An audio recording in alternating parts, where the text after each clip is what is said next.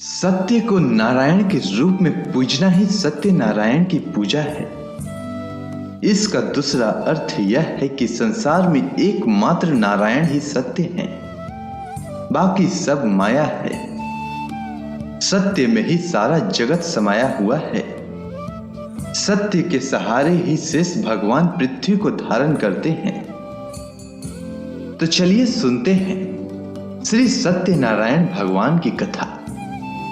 एक समय नैमिषारण्य तीर्थ में शौनकादि 88,000 ऋषियों ने श्री सूत जी से पूछा, हे प्रभु, इस कलयुग में वेद विद्या रहित मनुष्यों को प्रभु भक्ति किस प्रकार मिलेगी तथा उनका उद्धार कैसे होगा? हे मुनि श्रेष्ठ, कोई ऐसा तप कहिए जिसमें थोड़े समय में पुण्य प्राप्त हो तथा मन वांछित फल भी मिले।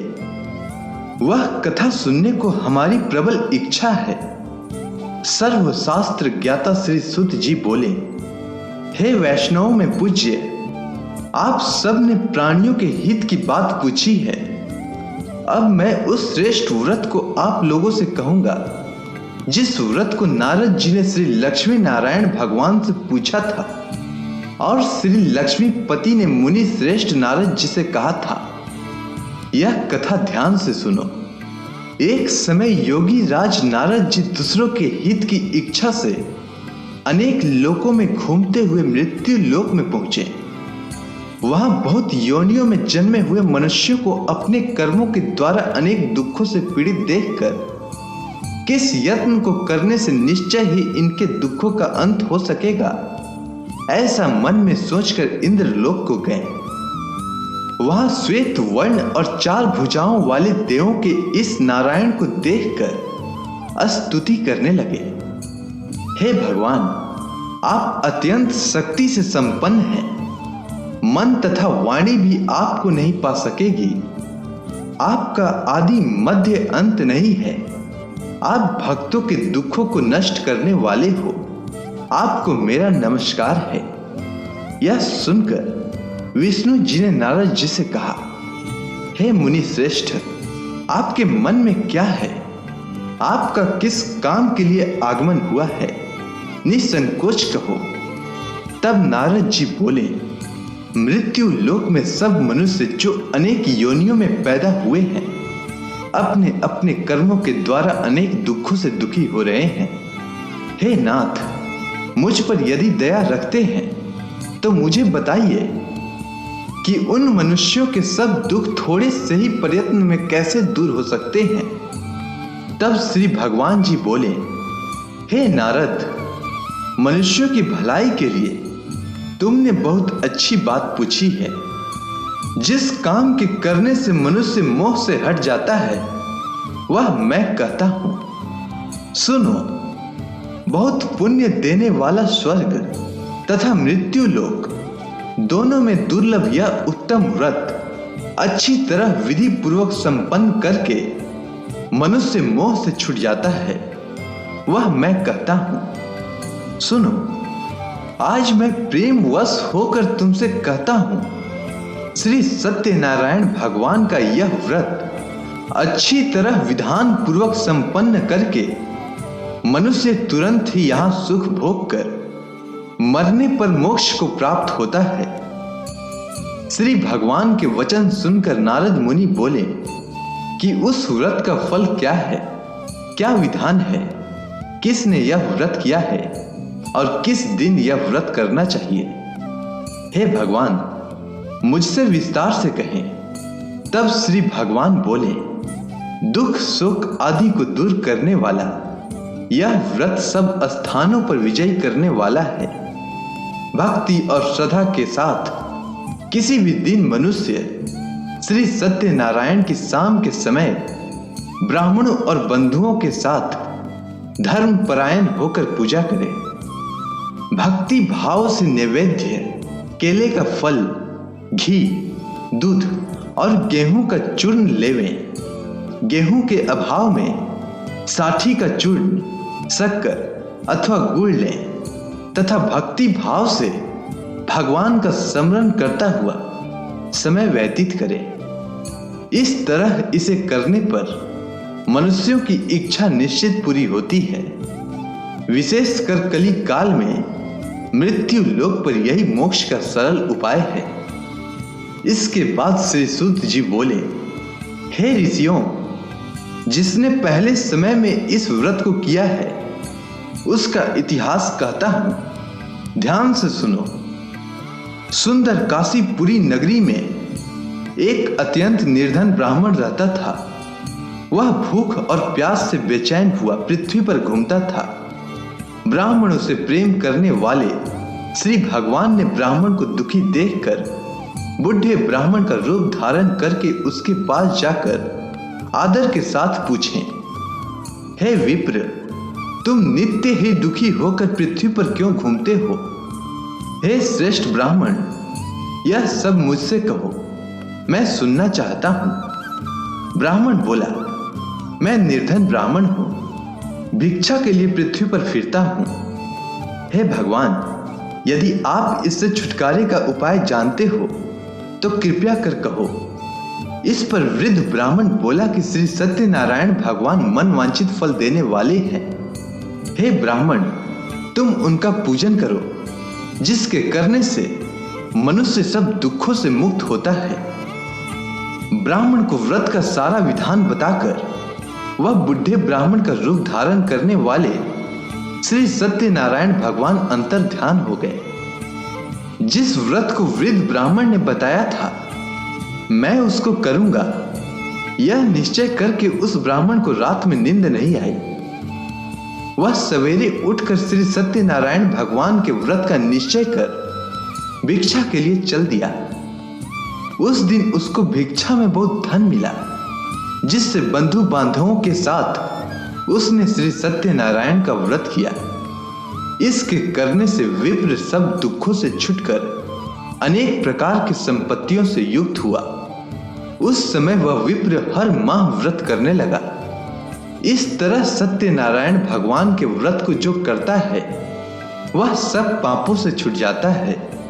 अब क्या कहूं? इस पर ऋषियों ने कहा, हे मुनीश्वर, संसार में इस विप्र से सुनकर किस किस ने इस व्रत को किया, हम सब सुनना चाहते हैं। इसके लिए हमारे मन में श्रद्धा है। इस पर श्री सूत जी बोले, हे मुनियों, जिस जिसने इस व्रत को किया है वो सब सुनो। एक समय एक वृद्ध ब्राह्मण धन और ऐश्वर्य के अनुसार बंधु बांधवों के साथ व्रत करने को तैयार हुआ।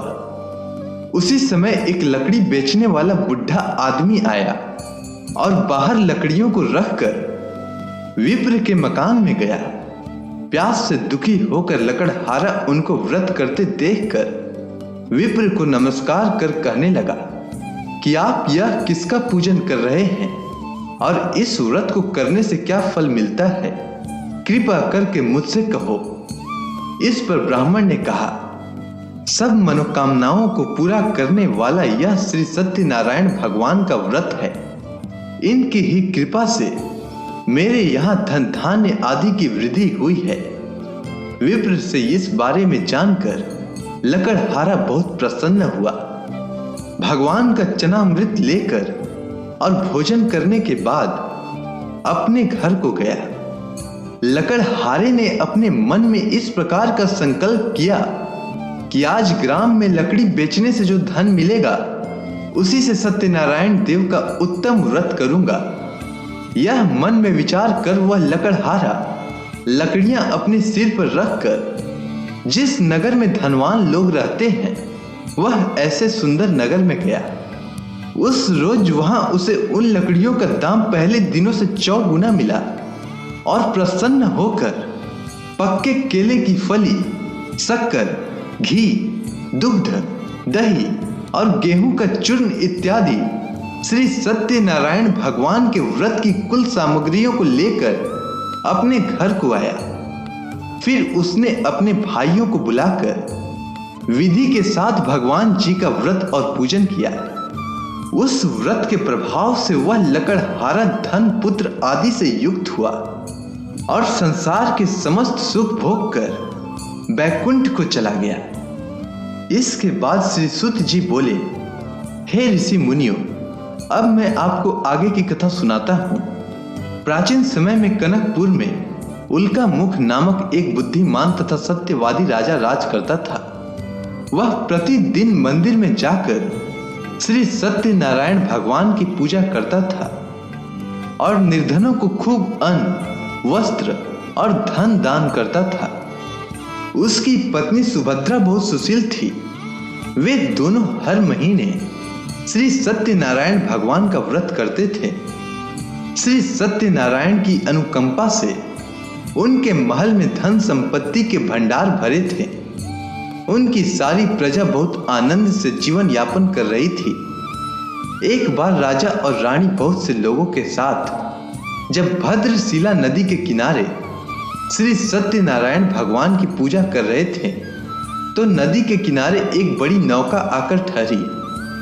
उस नौका में एक धनी व्यापारी यात्रा कर रहा था।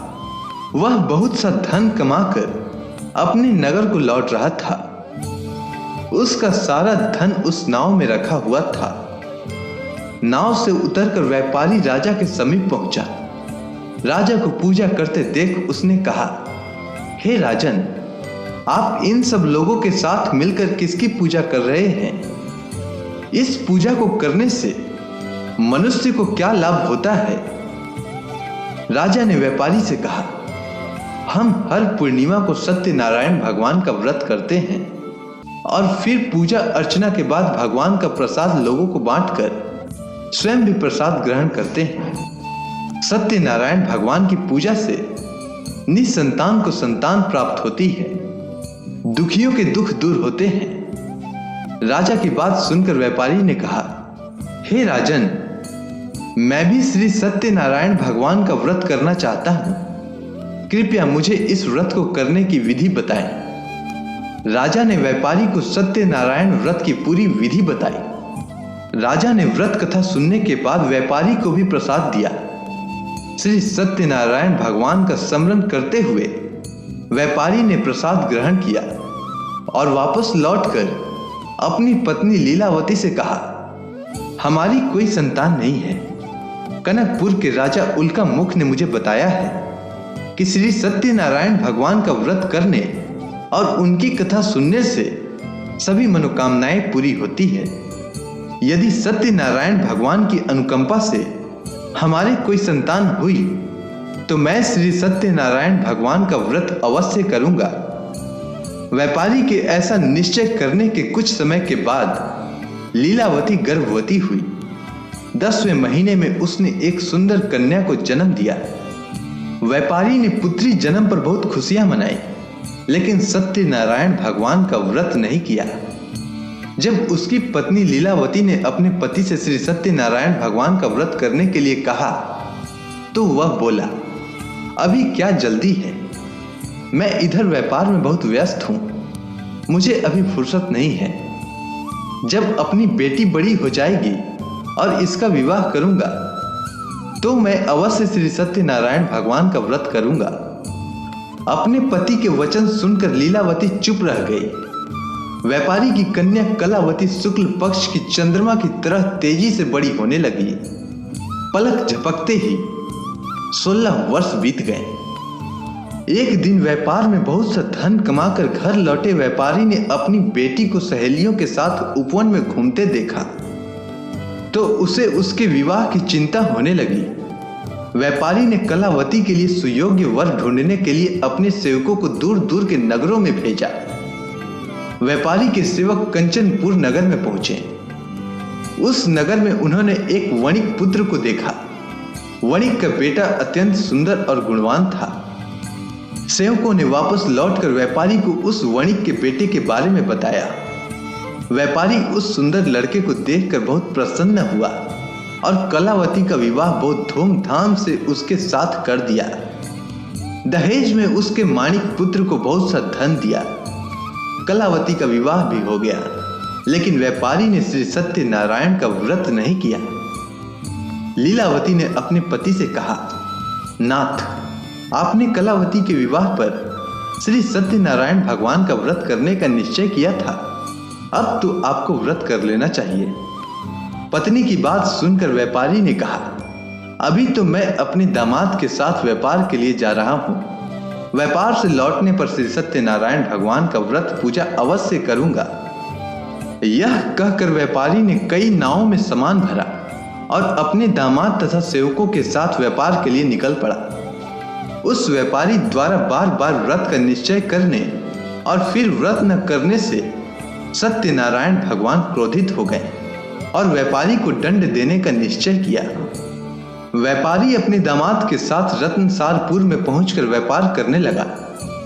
एक दिन कुछ चोर महल में चोरी करके भाग रहे थे। सैनिक उनका पीछा कर रहे थे। भागते हुए चोरों ने सैनिकों से बचने के लिए चोरी का धन अवसर पाकर व्यापारी के नाव में छिपा दिया। खाली हाथ चोर आराम से भाग गए। चोरों का पीछा करते हुए सैनिक व्यापारी के पास पहुंचे। उन्होंने व्यापारी की नाव की तलाशी ली तो उन्हें राजा का चोरी किया गया धन मिल गया। तब सैनिक व्यापारी और उसके दामाद को बंदी बनाकर राजा के पास ले गए।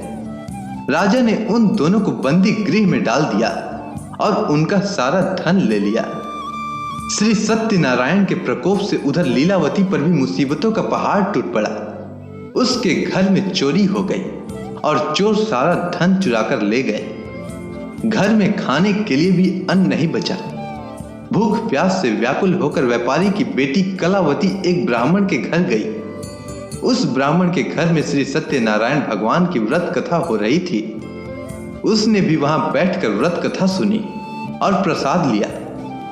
घर लौटकर कलावती ने अपनी मां लीलावती को सारी बात बताई। इसके बाद लीलावती कलावती से श्री सत्यनारायण भगवान की व्रत कथा की बात सुनकर लीलावती ने भी व्रत करने का निश्चय किया।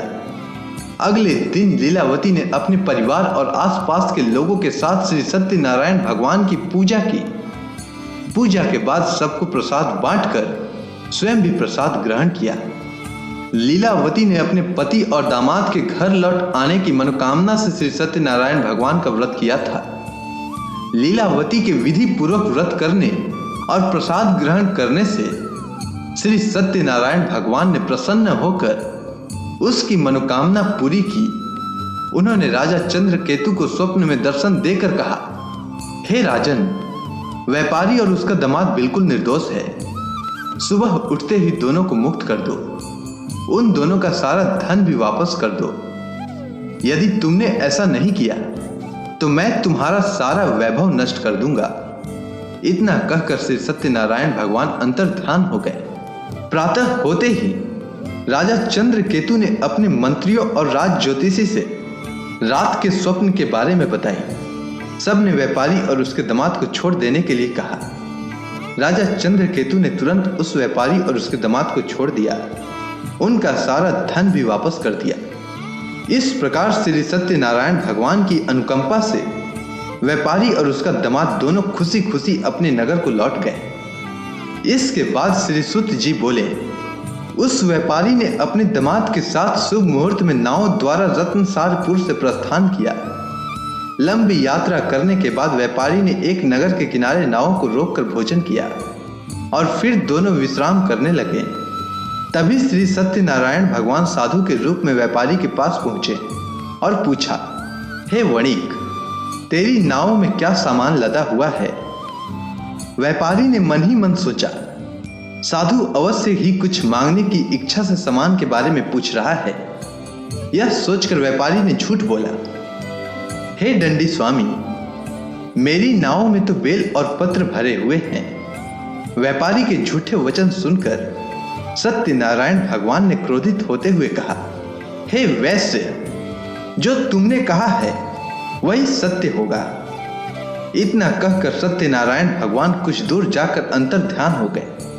उधर व्यापारी दंडी साधु को वहां से खाली हाथ लौटाकर बहुत प्रसन्न हुआ। लेकिन जब व्यापारी ने अपनी नाव में बेल और पत्र भरे हुए देखे तो वह जोर जोर से विलाप करने लगा और मन ही मन अपने झूठ बोलने पर पश्चाताप करने लगा।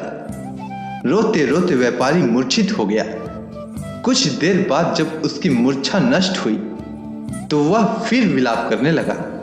तब उसके दामाद ने कहा, आप इतना दुखी मत होइए, यह सब उस दंडी साधु के शाप के कारण हुआ है। अतः वही दंडी महाराज हमें इस विपत्ति से छुटकारा दिला सकते हैं।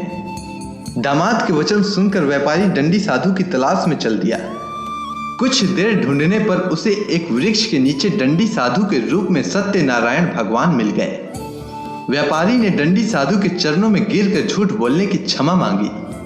दंडी स्वरूप सत्यनारायण भगवान बोले, हे वणिक पुत्र, तेरे बार बार झूठ बोलने के कारण ही मैंने तुझे इतना दंड दिया है। तूने बार बार सत्यनारायण भगवान अर्थात मेरी पूजा करने के लिए कहा, लेकिन कभी पूजा की नहीं। व्यापारी ने तब हाथ जोड़कर कहा, हे भगवान, आप तो दीन दुखियों के कष्ट को दूर करने वाले हैं, सबकी मनोकामनाएं पूरी करते हैं।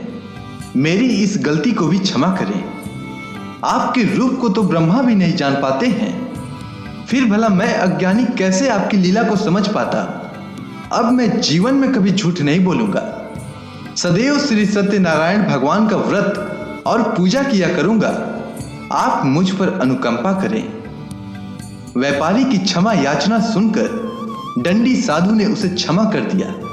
उसी समय व्यापारी की नाव में भरे हुए बेल और पत्ते धन धान्य में परिवर्तित हो गए। व्यापारी ने अपने सेवकों के साथ अगले दिन श्री सत्यनारायण भगवान का व्रत करके उनकी पूजा की। सबको प्रसाद वितरित करके स्वयं भी प्रसाद ग्रहण किया। उसके बाद व्यापारी ने अपने नगर की ओर प्रस्थान किया। अपने नगर में पहुंचकर व्यापारी ने एक सेवक को अपने घर भेजा।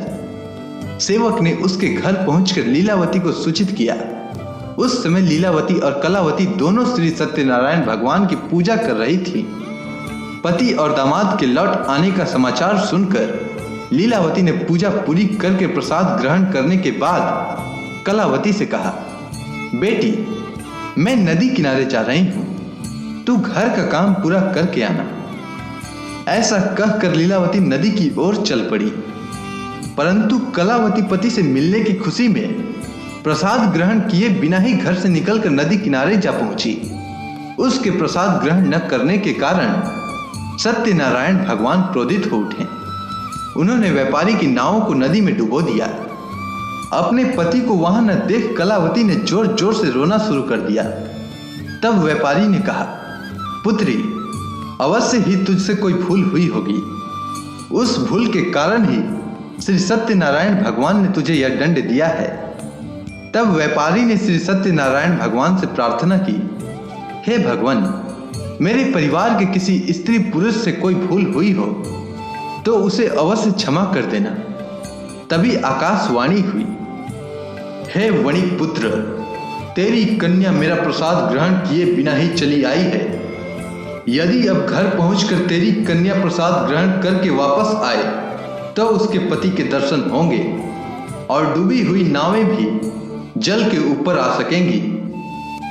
कलावती ने वैसा ही किया। उसके प्रसाद ग्रहण करके वापस लौटने पर नावें जल के ऊपर आ गई। दामाद भी सुरक्षित नदी से बाहर आया।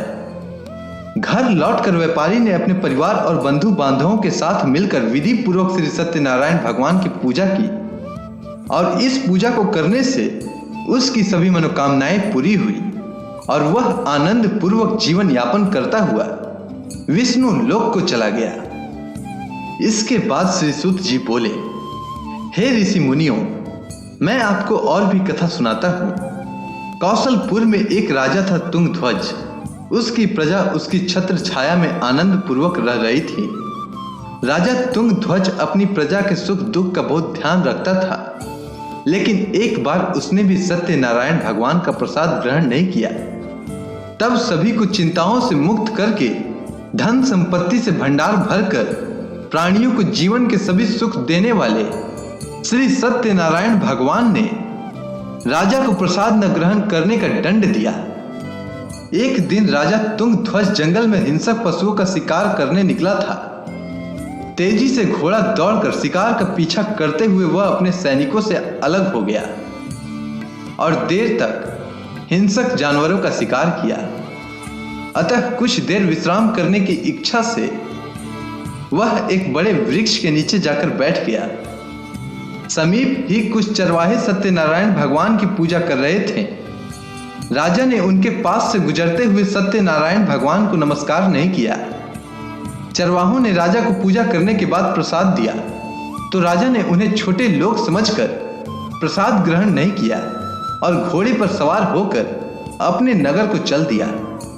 राजा जब नगर में पहुंचा तो देखा कि उसका सारा वैभव तथा धन संपत्ति आदि नष्ट हो गया है। श्री सत्यनारायण के प्रकोप से राजा निर्धन हो गया। तब राज ज्योतिषी ने राजा से कहा, महाराज, आपसे अवश्य ही कोई भूल हुई है। अगर आप उस भूल का प्रायश्चित कर ले तो सब कुछ पहले जैसा हो जाएगा। राजा को तुरंत अपनी भूल का स्मरण हो आया। अतः मंदिर में जाकर राजा ने श्री सत्यनारायण भगवान से क्षमा मांगी और उनकी पूजा की। पूजा के बाद प्रसाद ग्रहण करने से श्री सत्यनारायण भगवान की अनुकंपा से चमत्कार हुआ। राजा का खोया हुआ वैभव पुनः लौट आया। श्री सत्यनारायण भगवान की अनुकंपा से जीवन के सभी सुखों का भोग करते हुए अंत में राजा तुंगध्वज वैकुंठ धाम को गया और मोक्ष को प्राप्त हुआ। श्री सत्यनारायण भगवान के व्रत पूजा को जो भी मनुष्य करता है उसके सभी दुख चिंताएं नष्ट होती है। उसके घर में धन धान्य के भंडार भरे रहते हैं।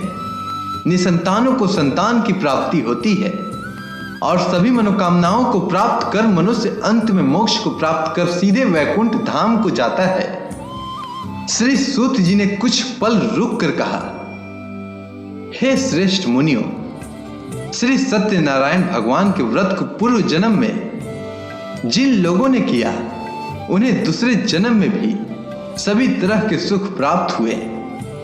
वृद्ध सतानंद ब्राह्मण ने पूर्व जन्म में सत्यनारायण का विधिवत व्रत किया तो दूसरे जन्म में सुदामा के रूप में भगवान की पूजा करते हुए अंत में मोक्ष को प्राप्त कर वैकुंठ धाम को चला गया।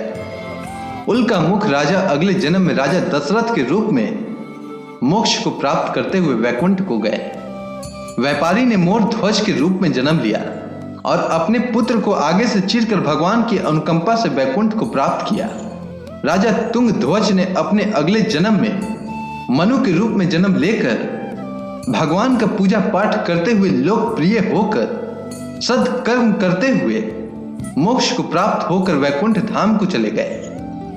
हे ऋषि मुनियों, श्री सत्यनारायण भगवान का व्रत और पूजा मनुष्य को सभी चिंताओं से मुक्त करके धन संपत्ति के भंडार को भरकर अंत में जन्म जन्मांतर के चक्रव्यूह से मुक्ति दिलाकर मोक्ष प्रदान करता है। इसीलिए मनुष्यों को यह व्रत अवश्य करनी चाहिए। तो बोलिए श्री सत्यनारायण भगवान की जय।